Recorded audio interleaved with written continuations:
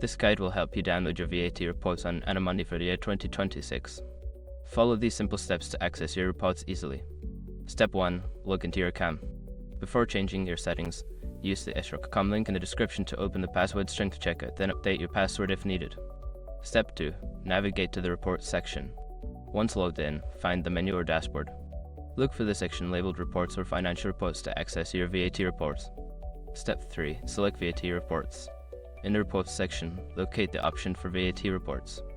Click on it to view the available VAT reports for the year 2026. Step 4. Choose the desired report. Browse through the list of VAT reports and select the specific report you wish to download. Ensure it corresponds to the correct period you need. Step 5. Download the report. After selecting the report, look for a download button or link. Click on it to download the report in your preferred format, usually PDF or CSV. Now you can easily access and manage your VAT reports from Money. If you have any questions, refer to the help section or contact customer support for assistance.